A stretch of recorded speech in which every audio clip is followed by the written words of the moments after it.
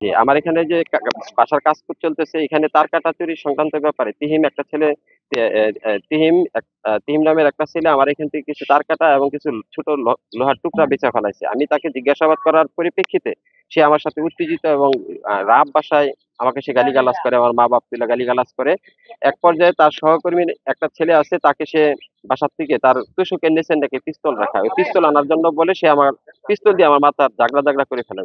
এক পর্যায়ে তাকে তার বাবাকে আমি ফোন দিই। তার বাবা এখানে আসে। আসার পরে তার বাবা সহ আমার সাথে খারাপ আচরণ করে। এক পর্যায়ে তারপরে সে তার বাবার হাতে ধরা ছিল। তার বাবার হাত থেকে ছুটে যেয়ে কয়, "তো বাবা তুমি আমাকে ছাড়ো, আমি পিস্তলটা নিয়ে আসি।" এই কয়ে দৌড় দিছে আবার। তখন তাৎক্ষণিক তার মা তাকে পাঞ্জা মেরে ধরছে। ধরার পরে তার মার কাছ থেকে সে ছুটে যায়। একটা ইটের টুকরা সে আমার শরীরে থ্রো করছে। এলএমই সার্টিফাইড বিশ্ব সেরা কপারে তৈরি ওয়ালটন কেবলস, যা আপনার স্থাপনাকে রাখবে সব সময় নিরাপদ। তারপরে আমি তাৎক্ষণিক আমার গুরুজন যারা আছে, এলাকার মুরব্বি আছে, তাদের আমি অবগত করি। জিনিসটা অবগত করার পরে সন্ধ্যার সময় তারা আমার সাথে পারিবারিকভাবে মীমাংসায় বসে। মীমাংসা করার পরে আধা ঘন্টা পরে সে ফেসবুকে একটা উদ্দেশ্য প্রণোদিতভাবে আমাকে একটা ফেসবুকে পোস্ট করে। পোস্ট করলে এই পোস্টটা নিয়ে আবার কথা বলি। পরের দিন সকালে 11টার সময় আমার মেয়েকে সে ফোনের মাধ্যমে হুমকি প্রদান করে এবং মেয়েকে মেসেঞ্জারের মাধ্যমে বিভিন্ন ভাষায়, অকথ্য ভাষায় গালিগালাজ করে। এক পর্যায়ে সে আমার মেয়ে স্কুলে তেলহেটি স্কুলে পড়ে ক্লাস 9 এ। আমার মেয়ে স্কুলে যাওয়ার পথে সে তাকে উঠায় নিয়ে যাবে এবং টুকরা, টুকরা করে ফেলাবে। এক টুকরা মাংসও নাকি আমি বাবা হিসাবে পাবো না। এই বলে আমাকে হুমকি দিচ্ছে। এখন কি অবস্থা, কি মধ্যে আছে? এখন আমি অত্যন্ত আ স সংকীর্ণ অবস্থায় আছি, অত্যন্ত ভয়ের মাঝে আছি। আ আমি কি বলবো? এটা ভাষায় প্রকাশ করতে পারতেছি না। আমার ৫ টা মেয়ে। আমি খুব ভয়ভীতির মাঝে অবস্থান করতেছি। এলাকাবাসী কেমন আছে? এলাকাবাসী এলাকাবাসী খুব আতঙ্কের মাঝে আছে।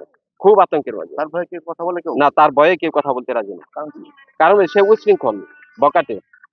সে বিভিন্ন সময়ে প্রায়ই অনেকেই অস্ত্রের হুমকি দেখায়। এখন আপনি কি চাচ্ছেন? এখন আমি আপনাদের মাধ্যমে প্রশাসনের কাছে এটার সুষ্ঠু তদন্তপূর্বক আমি ব্যবস্থা গ্রহণের আর্জি জানাচ্ছি। পুলিশকে জানাইছেন? আ থানা পুলিশ অবগত আছে জিনিসটা, আমি জানাইছি। তারা সার্বক্ষণিক আমার সাথে যোগাযোগ করার চেষ্টা করতেছে। কোনো মামলা-টামলা করেছেন আপনি? আমি কোনো অভিযোগ করি নাই। আপনার নামটা? আমার নাম কলিম উদ্দিন আহমেদ। কি করেন?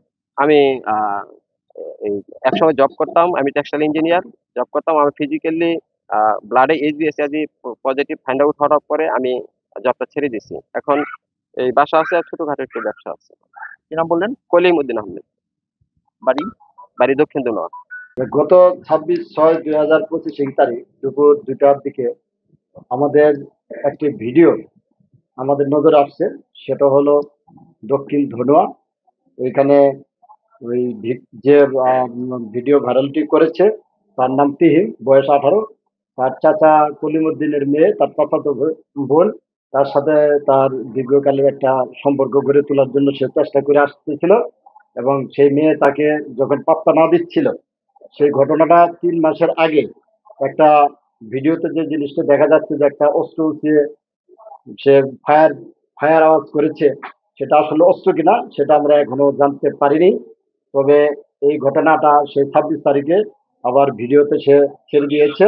আমরা এই জিনিসটা জানার পর থেকেই তাকে আইনের আওতায় আনার জন্য বিভিন্ন স্থানে তাকে অভিযান পরিচালনা করছি।